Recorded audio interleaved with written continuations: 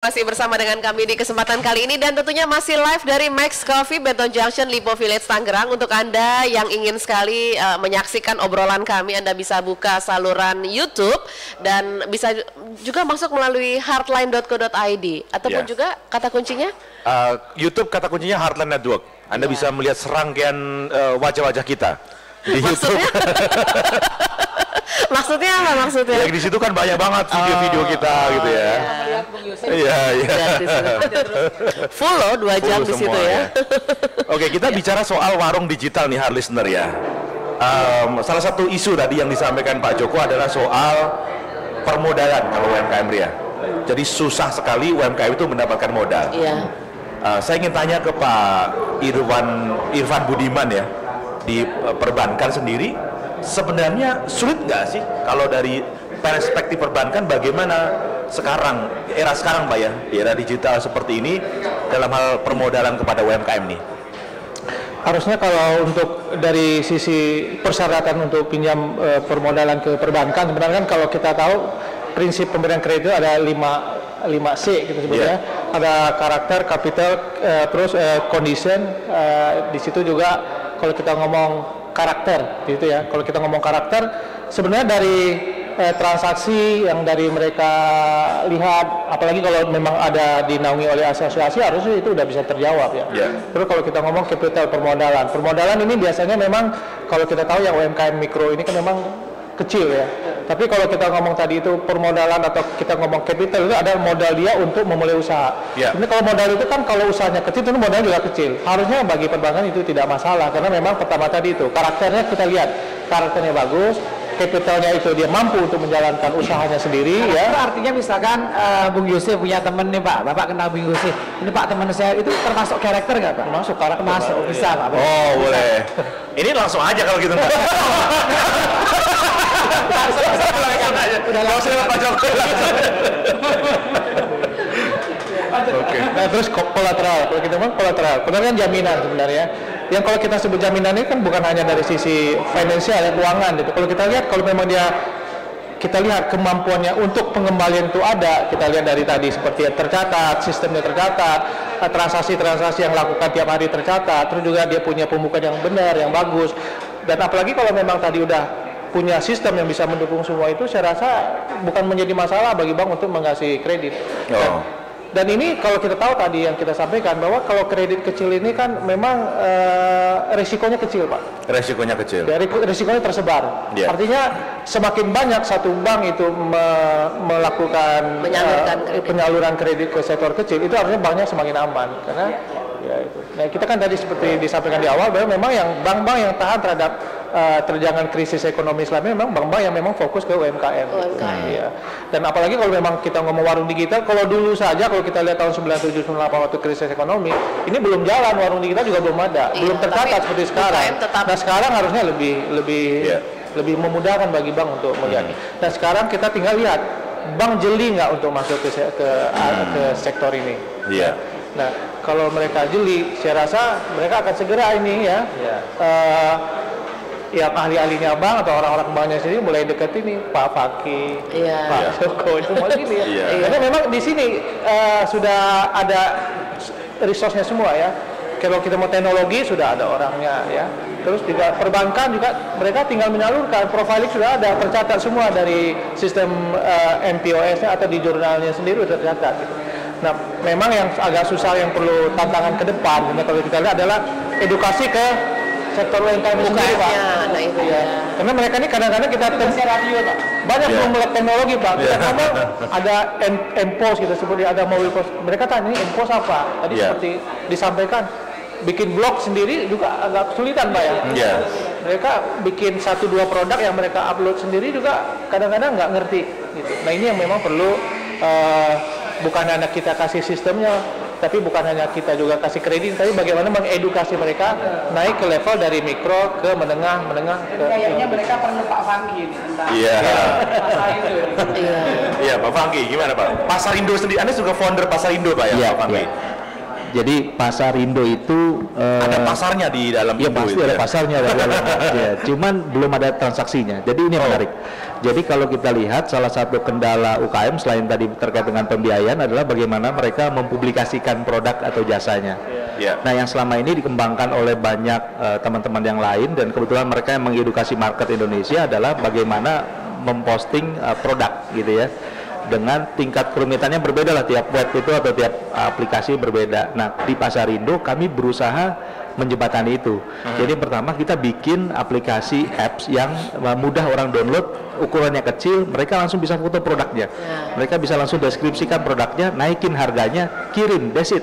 Kemudian kita buka channel lagi yang lain. Kenapa? Karena ternyata ya selain orang udah buka website, kalau tadi Pak Joko bilang bikin blog gitu kan, mereka juga buka yang lain, mereka buka Facebook, mereka buka jualan juga di Twitter dan lain sebagainya. Semua media mereka berusaha kuasai, mereka berusaha posting. Nah, di Pasarindo mereka bisa masukin semua data itu, ya data masing-masing itunya. Nah, kalau yang tadi hubungannya dengan bank adalah kami nanti di Pasarindo berusaha profiling, ya, berusaha menangkap peluang ini. Sekarang kami ada 3.400 member aktif di Pasarindo, dan yang ngisi posting produk dan jasanya itu se-Indonesia loh. Jadi dari Papua aja ada yang rajin postingin produk. Nggak tahu barangnya dari mana tuh ya. Jadi bukan belum tentu barang lokal loh ya. Jadi barang dari mana dia posting. Nah, ini yang terjadi kebanyakan di kita. Jadi mereka ngambil kalau jualan tuh copy paste di mana? Satu di Facebook, Twitter, semua. Sampai Instagram semua mereka posting gitu kan, karena tujuannya sebenarnya ingin mempublikasikan itu sebenarnya. Nah, ini yang kita bantu di Pasarindo agar mudah mereka posting produknya, ya, posting jasanya. Jadi nggak cuma produk, ada jasa. Jadi kalau kita lihat di dalam itu ya, kalau kita mungkin kenalnya mungkin dengan dulu mungkin ada iklan baris, ada OLX sekarang ya, itu yang kita teredukasinya kan di situ. Nah, Pasarindo membuat diferensiasi ke situ. Perbedaannya adalah nanti kita dapetin data member, kita akan profiling, ya, kita akan kerjasama dengan bank. Nah, kalau hubungan dengan bank tadi, sebenarnya banyak bank udah cerita hal yang sama, ya kan, bahwa mereka tuh pengen dapat data UMKM mana yang layak saya biayai. Memang mereka punya batasan-batasan rules ya, jadi artinya kayak tadi Pak Joko bilang ada siupnya enggak, gitu kan, itu jadi kendala Pak. Kami pemain komputer aja yang udah punya toko puluhan tahun nggak punya siup Pak. Asosiasi mana bisa? Ya, jadi kita sebagai asosiasi mengedukasi mereka juga kan, tolong dong urus siup dong berapa sih sekarang gitu kan, agar mereka punya kelayakan usaha dari mata perbankan. Ya, kemudian kalau dari segi selain profiling itu kita juga punya kepentingan kalau bank bilang kalau dia udah kasih kredit nih ke UMKM, bilang deh Pak, hari ini saya belum bisa bayar katanya, transaksinya jelek nih bulan ini loh. Sekarang kalau udah masuk ke sini nggak bisa lagi Pak. Nah, datanya langsung kita punya, ya, transaksi di Airip langsung tercatat kan, berapa jualan hari ini, ya, berapa inventory yang berkurang di jurnal, apalagi lebih detail ya, transaksi pembukanya lebih detail. Jadi kita mengedukasi UMKM agar segera mereka juga memperbaiki diri ya, mulai dari kelengkapan bahwa mereka kalau ingin dinilai baik oleh bank, mereka juga harus mempersiapkan diri. Nah, tugas kami para pelaku teknologi mendampingi mereka. Jadi kita ada program memang melakukan pendampingan. Pakai aplikasi Airip ini gampang loh Pak, gampang banget gitu ya. Tapi tetap ada yang nanya ya, yang nanya tetap banyak dong ya kan. Segampang kita menggunakan Facebook, Twitter gitu? Menurut saya nggak rumit gitu, apalagi itu yang mereka lakukan sehari-hari sebenarnya ya. Gitu. Demikian juga dengan jurnal ya, orang akunting saya suruh pakai jurnal, wah Pak, enjoy Pak, katanya sekarang saya pakai jurnal gitu. Jadi saya pun sendiri udah pakai jurnal gitu, karena kemudahannya gitu ya. Sebetulnya kalau di produk kami nggak cuman kawan-kawan ini, kayak kita ada beberapa produk-produk lagi yang dikembangkan oleh teman-teman pengusaha lokal Indonesia, ya memang produknya juga bagus gitu, membantu UMKM. Oke, Pak Joko gimana kendala-kendala UMKM nih Pak ya? Iya, kalau tadi bicara soal kendala, jadi satu lagi itu sebenarnya gini, UMKM itu kan satu institusi UM-nya kan mikro tuh, kecil. Mereka kadang-kadang kalau saya sebagai konsultan bantu mereka secara free supaya mereka bertumbuh, saya tanyanya gini, kamu tahu nggak 10 customer yang paling banyak transaksi sama kamu ngerti nggak? Terus saya tanya, berapa sih total database kamu dari buka sampai hari ini ada berapa? Terus saya itu coba saya mau lihat, kan kamu katanya mau pinjam ke banking, coba lihat laporan kamu.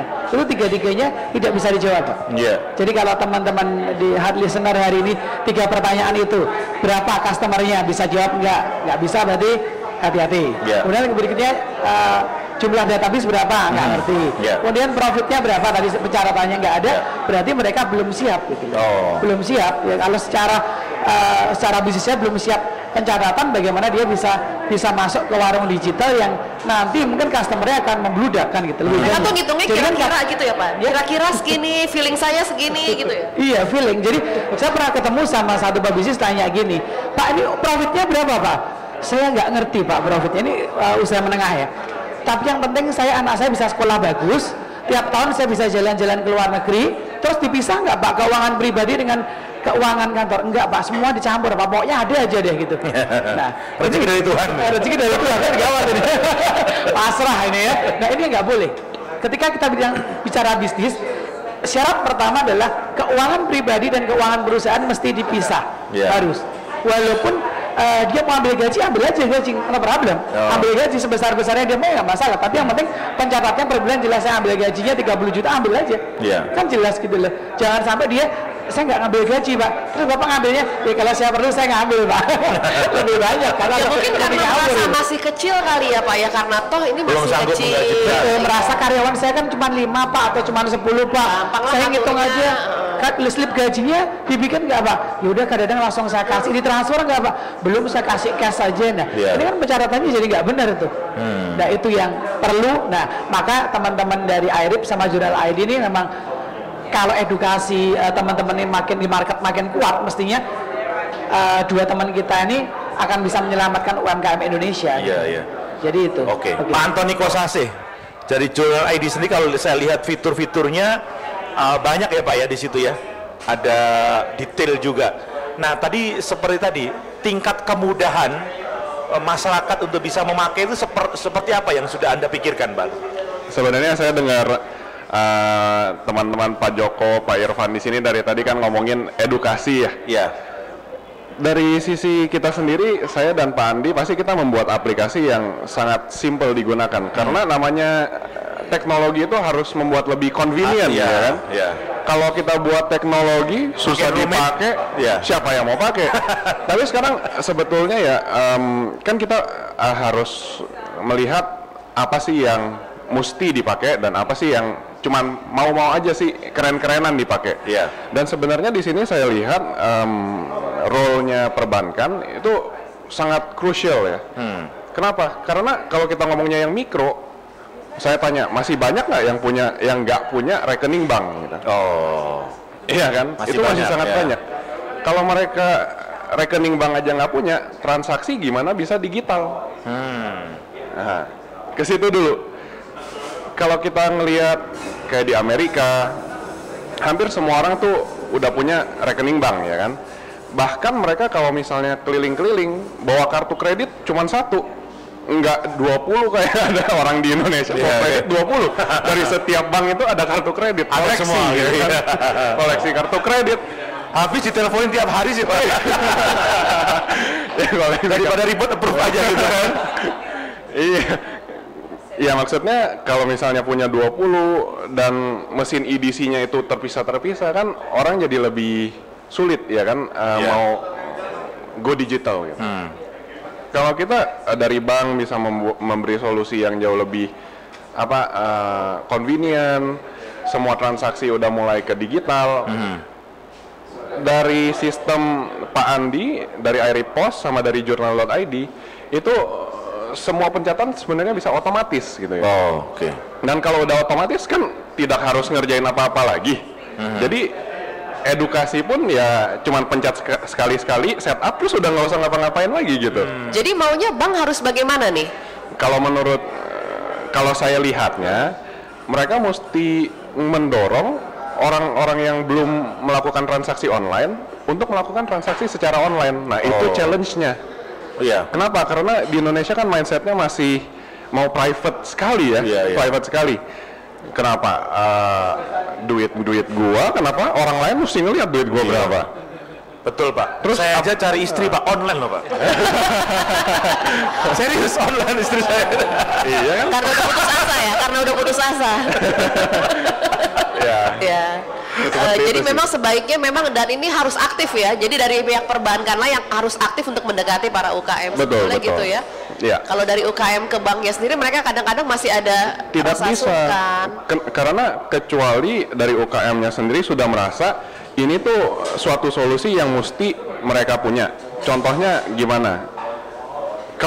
Kalau namanya dagang, kita mau dapat duit kan? Dulu pas belum ada orang yang pakai kartu ATM, kartu debit, emang ada yang tanya-tanya mesin EDC? Nggak ada kan? Kalau misalnya sekarang udah banyak sekali nih kartu debit di mana-mana, duit udah di bank. Orang ngejar-ngejar mesin EDC kan? Kalau nggak punya mesin EDC, mau transaksi yang cukup besar 1 juta nggak bisa.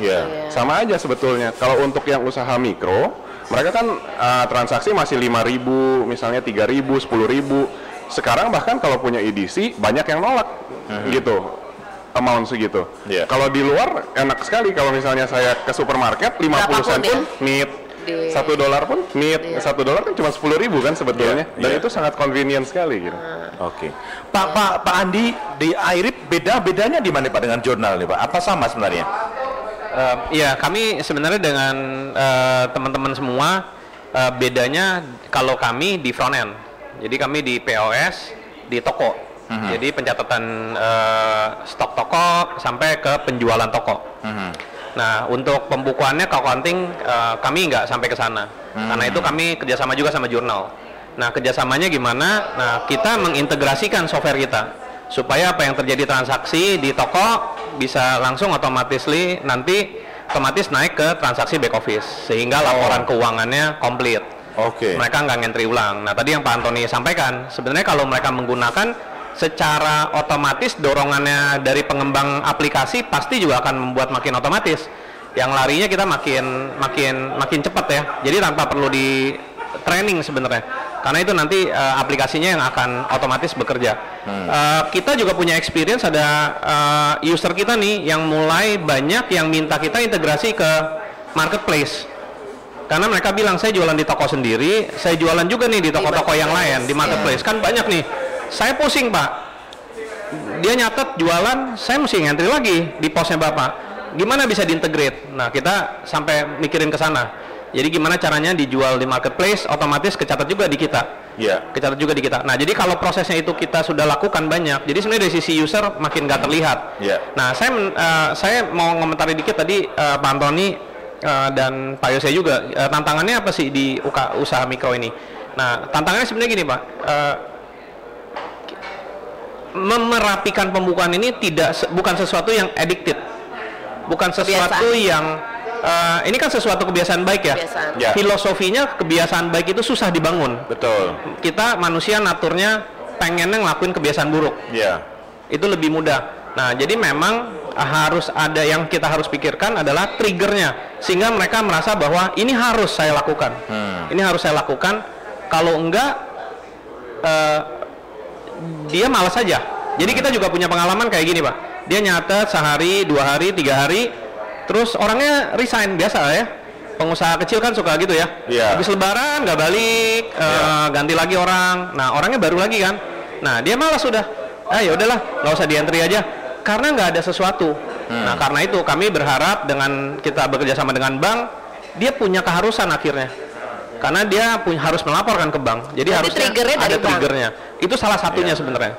Tapi kami juga mencari sih, apa sih sebenarnya yang harus kita trigger. Mereka tahu, itu seperti kita lah Pak. Kita semua tahu olahraga sehat, bagus, sehat. Tapi berapa persen yang benar-benar ngelakuin gitu kan? Kita tahu kebiasaan baik harus dibangun, tapi kita nggak. Nah, itu mungkin PR bersama ya. Atau mungkin bersama dengan pemuka agama Pak. Kalau nggak melakukan dosa misalnya gitu. Itu mungkin mesti acara khusus. Oke, baik, kita akan break dulu. Nanti kita lanjutkan ya. Baik, hard listeners, untuk Anda yang ingin sekali merespon obrolan kami pagi hari ini, silakan boleh melalui PIN BB Hardline di 54DD9215. Masih live dari Max Coffee Benton Junction, Lipo Village, Tangerang.